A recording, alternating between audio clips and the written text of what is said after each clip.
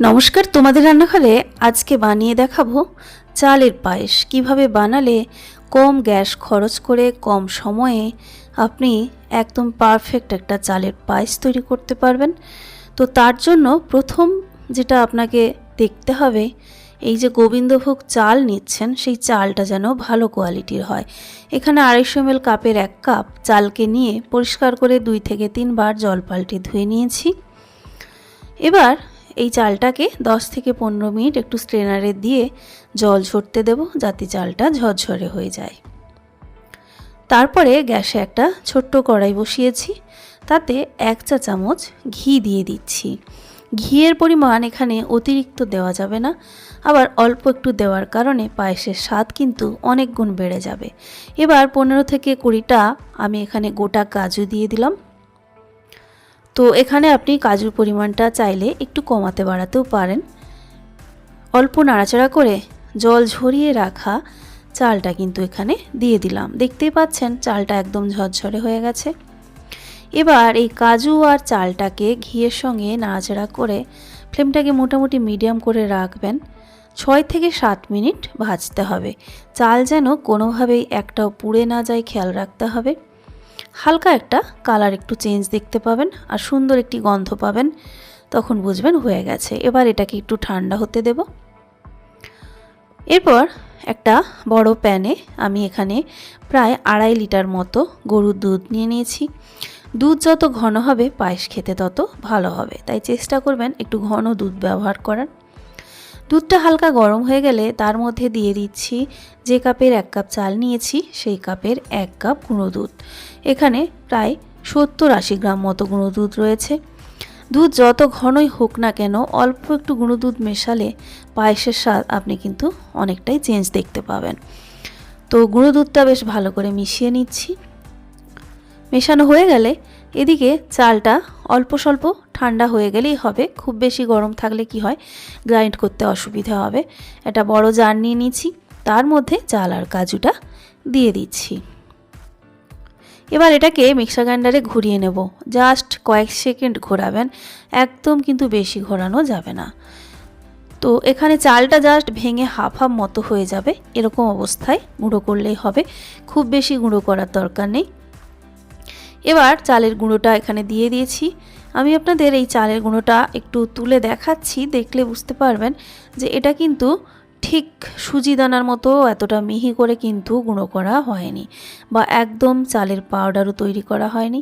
চালটা জাস্ট ভেঙে গেছে, মানে এক একটা চাল 3 টুকরো 4 টুকরো করে হয়ে গেছে। এবার এটাকে নাড়াচাড়া করে মোটামুটি 3 থেকে 4 মিনিট হাই ফ্লেমে রাখবো। ভালো করে গরম হয়ে গেলেই হবে, ফোটানোরও প্রয়োজন নেই। সেরকম অবস্থা বেশ ভালো করে গরম হয়ে ধোঁয়া উঠতে শুরু করলে ঢাকা দিয়ে রেখে দেব 8 থেকে 10 মিনিটের জন্য। এইভাবে পায়েস রান্না করলে পায়েসের প্রত্যেকটি চালের ভেতরে যেমন ভালো টেস্ট পাবেন, সেই সঙ্গে গ্যাস খরচও কমবে, সময়ও আপনাকে কম দিতে হবে। প্রায় মিনিট 10 পরে ঢাকা খোলার পর এখন দেখাচ্ছি আপনাদের, বুঝতেই পাচ্ছেন চালটা কিন্তু আগের থেকে অনেকটাই কিন্তু নরম হয়ে গেছে। যদি হাত দিয়ে দেখেন বুঝতেই পারবেন আগের থেকে অনেকটা চালটা কিন্তু নরম হয়ে গেছে। মাত্র 3 মিনিট 4 মিনিট গ্যাস জেলে রেখেছিলাম, তাতেই কিন্তু এতটা নরম হয়ে গেছে। এবার এটাকে জাল দিয়ে একদম হাই ফ্লেমে রাখুন। 4 থেকে 5 মিনিট আপনি জাল করুন। ফুটতে শুরু করবে, দেখতে পাবেন এইরকম যখন ফুটতে শুরু করবে তখন আবার গ্যাসটা বন্ধ করে দিয়ে ঢাকা দিয়ে রেখে দেব আরও 15 থেকে 20 মিনিটের জন্য, বা হাতে একটু বেশি সময় থাকলে আরও একটু বেশি সময় কিন্তু রাখতে পারেন। এবার প্রায় 15-20 মিনিট পরে আমি আপনাদের দেখাচ্ছি, দেখুন চালটা ফুলে কতটা বেশি হয়ে গেছে, দেখেই বুঝতে পাচ্ছেন। তার মানে কি এটা প্রায় সেদ্ধ কিন্তু হয়ে গেছে। যদি দেখেন বেশ ভালো করেই সেদ্ধ হয়ে গেছে, তাহলে আর বেশিক্ষণ জাল দেওয়ার দরকার নেই, মিনিট খানেক জাস্ট নাড়াচাড়া করবেন। আর যদি মনে হয় না আর একটু বাকি আছে, সেক্ষেত্রে আরও 1.5-2 মিনিট এক্সট্রা ফুটিয়ে নেবেন। তারপরে চেক করে নেবেন, চাল যদি মনে হয় ভালো করে সেদ্ধ হয়ে গেছে, তখন এর মধ্যে মিষ্টিটা অ্যাড করতে হবে। মিষ্টি হিসেবে আপনি যা খুশি ব্যবহার করতে পারেন। আমি এখানে চিনি ব্যবহার করছি। যে কাপে 1 কাপ চাল দিয়েছিলাম, মিষ্টিটা যদি অতিরিক্ত পছন্দ না করেন তাহলে সেই কাপে প্রায় 1.5 কাপ চিনি দিতে হবে। আর যারা একটু বেশি মিষ্টি খেতে ভালোবাসেন তারা কিন্তু ওই কাপের প্রায় 2 কাপ চিনি দিয়ে দেবেন। চিনিটা দিয়ে এবারে একটু নাড়াচাড়া করে ফুটিয়ে নিতে হবে। চিনিটা গলে গেলে একটু পাতলা লাগবে দেখবেন, তারপরে 2-3 মিনিট একটু ফুটিয়ে নিতে হবে। সব মিলে মোট 12-14 মিনিট আপনি গ্যাস জেলে রাখলেই একটা সুন্দর চালের পায়েস তৈরি হয়ে যায়। আর খুব বেশিক্ষণ না ফোটানোর কারণে ফ্লেভারটা মানে চালের যে গন্ধটা সেটা কিন্তু অনেকটা বজায় থাকে। অবশ্যই এইভাবে কিন্তু পায়েস ট্রাই করবেন। এবার দেখুন এই রকম যখন গায়ে গায়ে লেগে আছে দেখতে পাচ্ছেন, বুঝবেন যে পায়েস কিন্তু হয়ে গেছে। একটু পাতলা কনসিস্টেন্সি রেখেই কিন্তু আপনাকে গ্যাস বন্ধ করে দিতে হবে, কারণ নাহলে পরে পায়েস অনেকটা ঘন হয়ে যায় ঠান্ডা হয়ে যাওয়ার পর। এবার এটাকে 15-20 মিনিট আমি আবার ঢাকা দিয়ে রাখছি, গ্যাস কিন্তু বন্ধ করে দিয়েছি। এবার প্রায় 10 মিনিট পরে আপনাদের দেখাচ্ছি, এখনও যথেষ্ট গরম রয়েছে পায়েসটা।